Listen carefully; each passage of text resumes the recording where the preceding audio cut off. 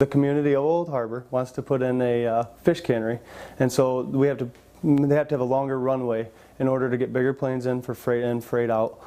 So this program, or the IRT project here, is the runway. It's also a road to a projected hydroelectric plant, and it is also helping. And we got another expansion on the runway too that will be done eventually too. So there's actually like 3 projects out here.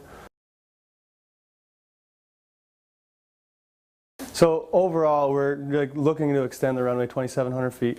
I mean, we just move in dirt. We're doing a lot of blasting this year, so we'll be blasting the West Hill. We got 2 blasts over on the west side, and then we'll be blasting the North Hill possibly too. So depending on how much material we need and how much material we get moved.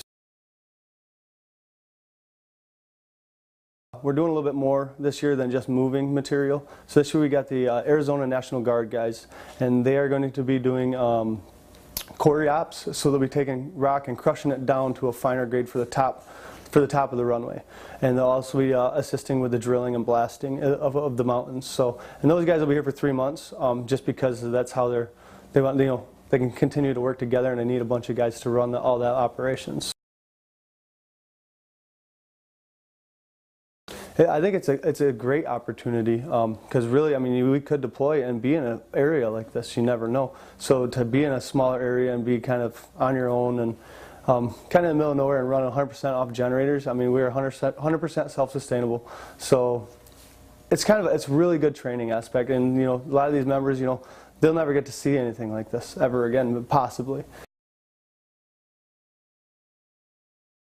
An environment like this one, we're working in shot rock, which is hard on equipment to start with, and then we're also working in mud with widely ranging temperatures.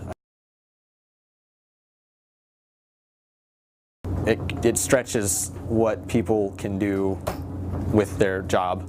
For the maintenance personally, we are trying to do things that would usually be done in a general support shop in a field environment with no parts and no tools, so that it's teaching us to be better at working on things.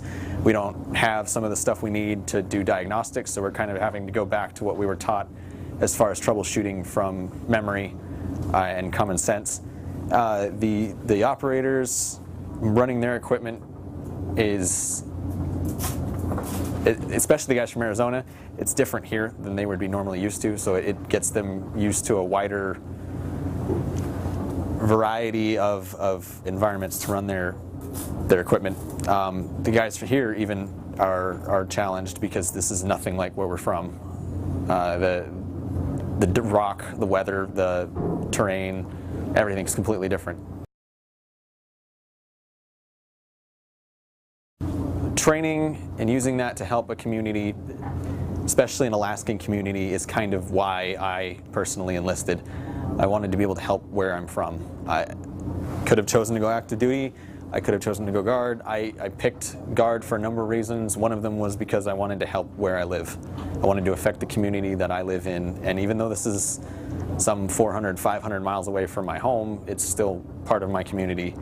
And it feels good to know that we're actually helping somebody. I don't know how well this village would do here in the next 10, 20 years without this.